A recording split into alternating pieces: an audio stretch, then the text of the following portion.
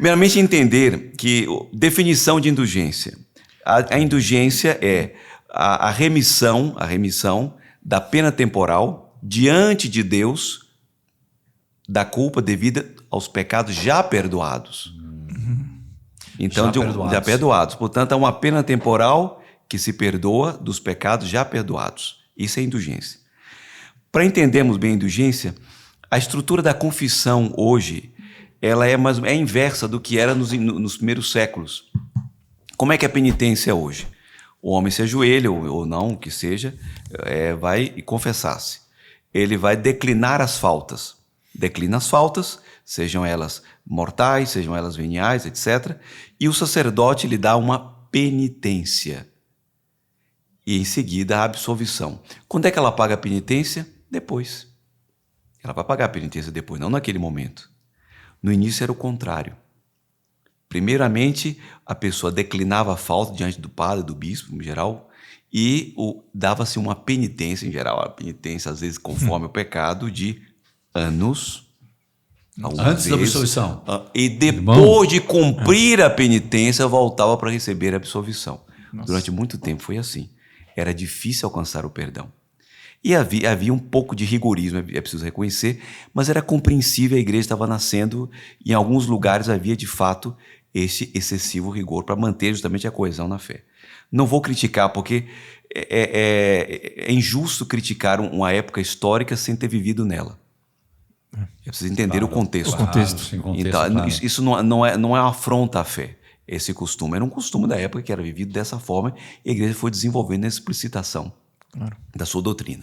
Ora, vivendo assim, já imaginou a situação. Recebi a penitência, que sei eu, de fazer uma pregnação, depois de ficar tanto tempo sem comer tal alimento, depois de ficar tanto tempo assistindo a missa fora da igreja. Olha, as penitências variavam muito. O que acontecia às vezes? Eram pessoas que estavam próximas do martírio e muitas vezes vacilavam na última hora, chamados lapses, né? Lapses, precisamente porque...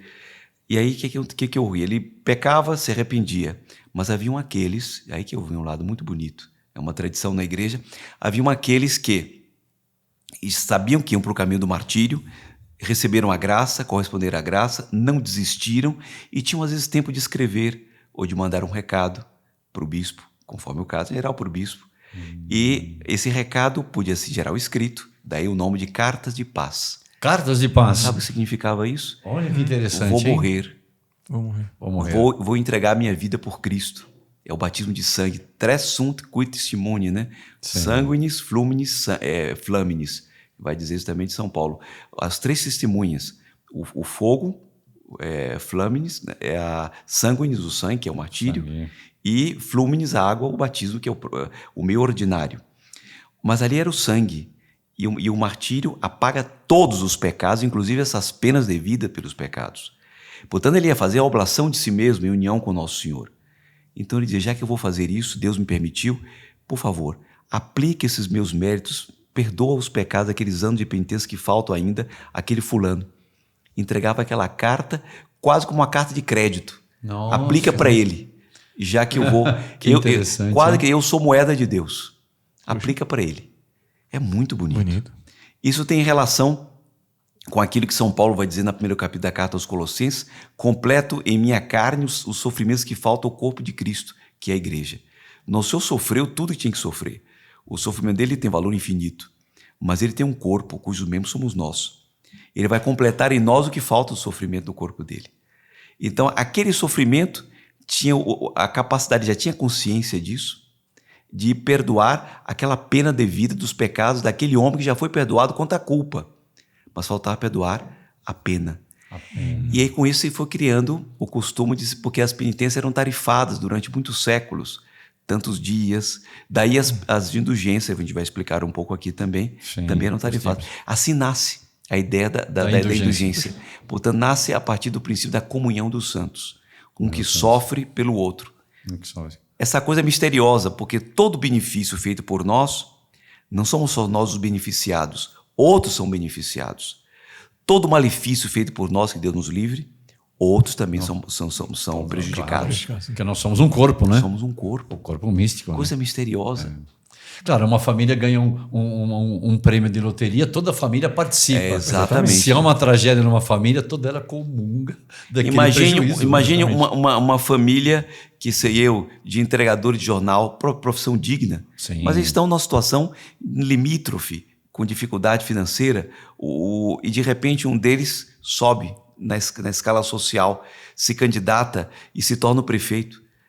Passa a ser a família, os parentes do prefeito. Um só ganhou, mas a família inteira foi beneficiada. É um mistério isso. Muito assim bonito. Nasce. Assim a origem, provavelmente, né, das Sim, indulgências. essa ideia Sim. de que um oferece pelo outro. É um tesouro comum chamado comunhão dos santos. Perfeito. Mas vamos explicar isso com um pouco mais de detalhe. Sim. Tá muito bom, muito interessante. Sobretudo a Carta da Paz. Ficou muito bem claro a origem. A Carta da Paz, o que vai ocorrer? Então nós temos aí uma relação muito clara. A pessoa comete uma falta, um pecado. Esse pecado cometido é uma ferida aberta na verdade e no amor. E Deus é verdade e amor. Deus, portanto, é o primeiro ofendido no pecado cometido. Ele é o objeto próprio de todo pecado. Nós temos os pecados mortais, que é uma aversio a Deus, voltou as costas a Deus, e uma conversio à criatura. Trocou a criatura pelo Criador. Mas temos o pecado venial, facilmente perdoável, mas também grave, porque todo pecado venial é grave. Contra Deus, né? E contra Deus. Verdade, é uma conversa à criatura, mas não está ainda, não voltou as costas para Deus. Tanto num como no outro, isso cria feridas em mim. Eu sou o atingido, Deus o primeiro, eu sou atingido. A ordem do universo é atingida. O irmão que eu ofendi, conforme o pecado cometido, também é atingido. Como é que eu vou reparar isso? Para reparar a ofensa feita a Deus, não tem dúvida, só Ele pode perdoar. Só Deus pode curar. Ninguém é capaz de curar um pecado, de perdoar um pecado. Só Deus é capaz de perdoar. Por isso é que vai dizer no Evangelho de São Lucas, quando aquele homem carregado na maca, e Nosso Senhor vai dizer, teus pecados estão perdoados. Como é que é isso? Só Deus pode perdoar. Porque ele queria revelar que ele era Deus. Bem, ora, uma vez perdoado o pecado, mas há as relíquias do pecado. A reparação precisa ser feita. Ainda estava lembrando aqui um pouco antes da nossa conversa aqui com o irmão Fanner, a imagem que já foi dada numa outra ocasião, alguém que vai quebra um vidro. O pai perdoa o filho que fez isso, mas é preciso reparar o vidro quebrado.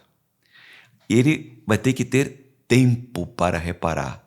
Portanto, é uma pena que ele vai pagar no tempo. Porque a outra da culpa é a eternidade. As portas do céu estão fechadas para quem comete um pecado mortal. E essas portas são abertas a partir do momento em que Deus perdoa. Mas falta uma pena devida a este pecado que foi cometido, esta culpa, já perdoada, seja grave ou leve, que precisa ser reparada. É uma reparação. Consertar o vidro. Consertar o vidro. Senão fica aquele vento, né? Da chuva. Tá perdoado, mas tem que reparar. Capítulo 3 do Gênesis. O homem pecou. Tá, a narração do pecado original. 3º ou 4, acho que esse terceiro. Eu estou indo do 3º capítulo, só confere aí. O pecado original. Tá no Gênesis. Tá no Gênesis. Todo mundo sabe. O que vai acontecer? Quando Deus vai justamente... o homem se esconde de Deus, Deus o procura, o homem que está escondido. Adão, onde estás? É linda a narração desse período. E ele vai justificar o próprio pecado, que não foi culpado, foi a mulher que me deste, ela vai também justificar a serpente, e vem a condenação. Trabalharás com o suor do teu rosto. Portanto, a partir dali, a linguagem é outra. O homem tem que reparar o pecado. Consertar, né? Consertar. Reparação, conserto. Em si, na ordem do universo que foi rompida, no próximo, Deus já perdoou. A reparação primeira já foi feita. Foi a Deus. Deus perdoa, porque essa reparação nenhum pode fazer, só Ele mesmo pode fazer. E nós temos que entender aí que o homem começa a viver, a ter uma linguagem para se comunicar com Deus. Nós aqui falamos o português. Que dificuldade quando a gente está em outro lugar que não conhece a língua.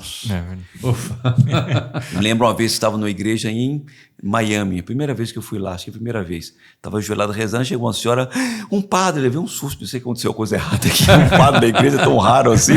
Acho que ela queria um sinal e ela pede, eu preciso me confessar. Acho que, meu Deus, eu disse, senhora, eu não sei inglês. Aquilo que eu podia dizer para ela em inglês, disse. entendo muito pouco, mas nessa situação lhe posso atender. Sim. Porque, claro, então fale devagar para eu conseguir entender, não vou poder lhe dar um conselho. Sim. Mas Tá bom, eu ouvia a confissão, mas era aflitivo ouvir uma língua que eu não entendia bem, ou que entendia muito pouco, mas era suficiente para lhe dar o perdão. Sim. Isso é um outro, mas é a questão da língua. Qual é a língua que o homem deve utilizar para falar com Deus? Qual é a língua? É uma língua universal.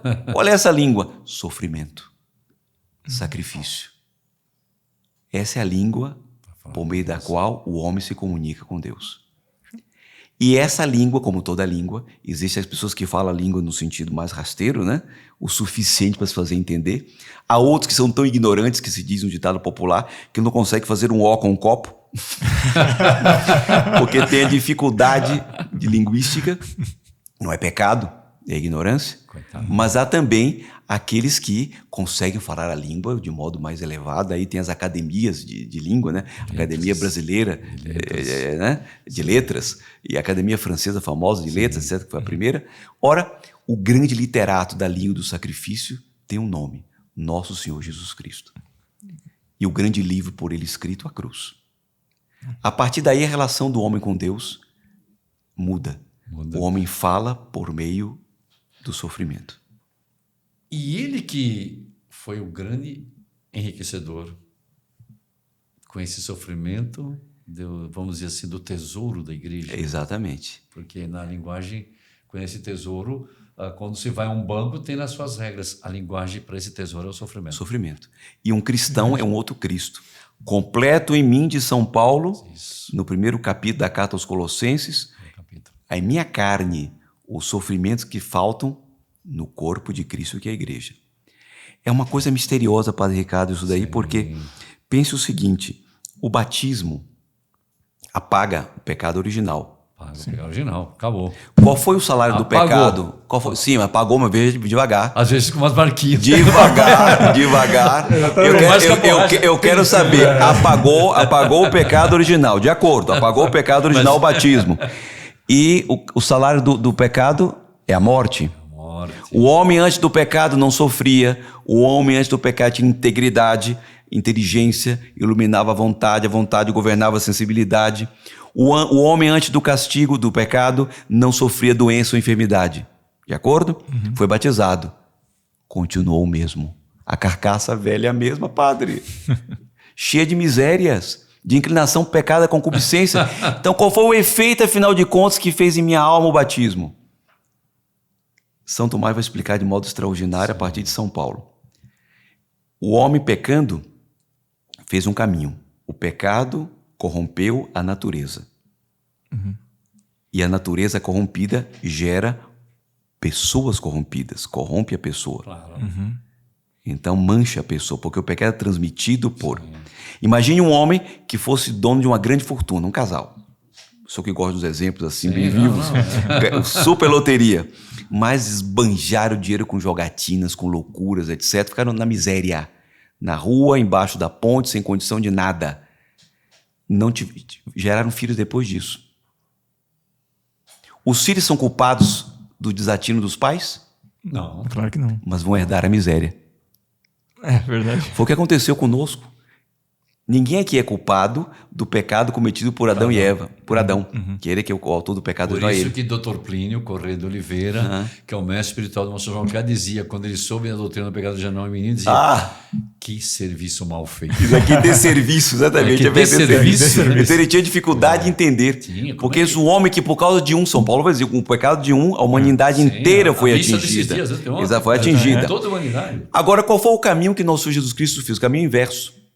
Primeira coisa que ele fez foi restaurar a pessoa. São João vai dizer a primeira epístola dele.